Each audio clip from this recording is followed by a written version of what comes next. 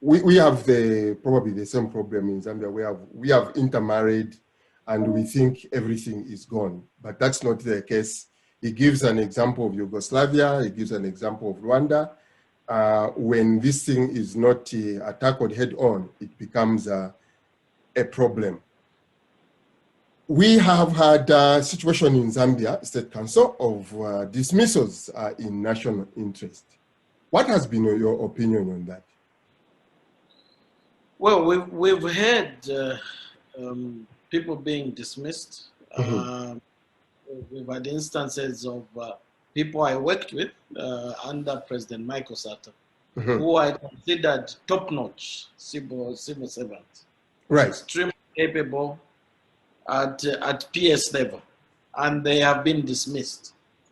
A couple of other people have been dismissed, and if truth be told, most of the ones I know who I worked with who have been dismissed were from the southern province. Yeah, and we must be candid and say it as it is. Exactly. That is what is happening. I am not from the southern province myself. I have one leg in Lusaka, another in Eastern Province. But at the end of the day, these are hard truths that we should talk about.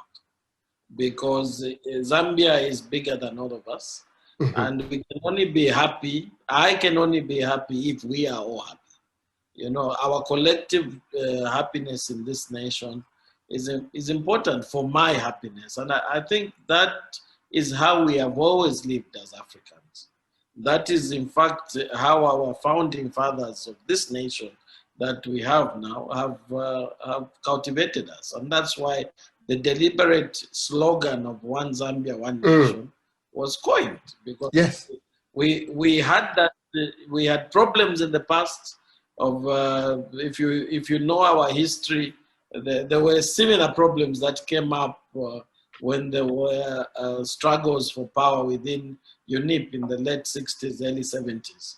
But this One Zambia, One Nation slogan, I think is as relevant today as it was in the 60s and 70s. We are one Zambia, we are one nation. And I think what we must not promote is any leader from any section, whether it's our national leaders or political leaders at any level, to divide us as a people. In the same vein, State Council government appointments, to your credit again, we are sent basically today. If you look at what is happening in our cabinet, it is east or northern kind of the Rapulas of this one. What does that say, State Council, to the rest of the country? No, the message is very bad. You see, I think what we must guard against is the collective punishment of the people. The fact that Hakainde Hichilema, the main opposition leader in Zambia, has a lot of support from these areas does not mean you should collectively punish these people. Collective punishment of the people is wrong, whether you are talking about Palestine or you are talking about Zambia. You do not exact collective punishment of the people. Internationally, it's a practice that is frowned upon. But I think what is emerging is a trend that is worrying. Whenever you hear that there are appointments, nominations, and this is at board, parastatal board level, board CEO level, all arms of government, the names are very predictable. You know, whether it's the Bank of Zambia governor being fired, you can almost predict the province the replacement will come from. At any level, it's predictable, and that shouldn't be it. Zambia has invested a lot in training the manpower. We have qualified people from so many areas of this country.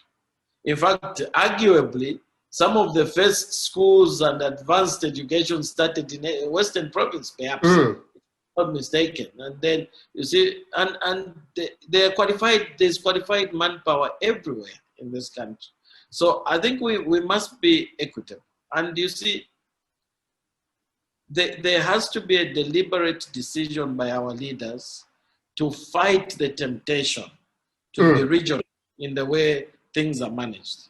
I have seen some people who have argued when I raised this issue, no, but the issue is that at that time, those are the people that are, you know, it's the appointments on merit. We shouldn't look at regions or tribe, and we should only look at merit. No, I mean, the issue is not that those appointees are not qualified. They are probably qualified, okay? Exactly. But the question is, are they the only qualified people? Are you telling me that only people from these two regions are qualified for this period? All of a sudden, from independence to now, or to a few years ago, there were qualified people all over this country. And just in the past few years, very few years, we have all of a sudden had a deficit of qualifications in these areas, and half only two regions. Half of the country. Yes. Another argument that has been raised is that loyalty. The president is not sure of the loyalty of these people. That's simply not true.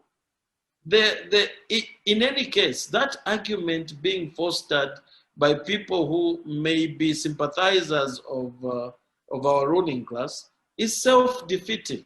How can you, as a government or a ruling party, claim that the president cannot find even a few people in these areas? You are simply arguing that our president, who is my president as well, is not a national leader.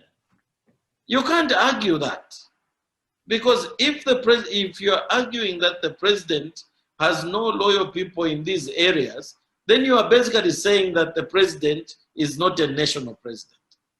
But every one of us, whether I come from Lusaka, or I come from Eastern Province, or I come from Western Province, or I come from Southern Province, President Edgar Lungu is my president. You see? So I think that is sending a very bad signal. And you see, again, unfortunately, if you have any people that are supporting the current status quo, you look at where they come from, it's these two regions again. The complaints are coming from people from the other regions. Exactly. And the majority of us are an intersection.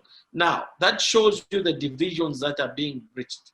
Yes. And this that I said is just an expression of the undercurrents that I'm hearing. And I've been hearing for some time. So we need to address the problem. And for the sake of the nation, but also our job is to publicly advise His Excellency the President where we may not have personal access to him. Because these things also, sometimes advisors and people close to the president create bubbles that create problems. And he needs to hear these issues so that we address the situation. But it's not okay to purge people from employment simply because of the regions or the names they come from. I am privileged to interact with a lot of people in government and areas, and some of these friends who we worked with or still interact with, we have knowledge that sometimes lists are sent and some are intercepted, and any name that sounds like it's from Central, from Southern, from Western, Northwestern is just removed. Just because the name sounds like it's from that area. That is unacceptable.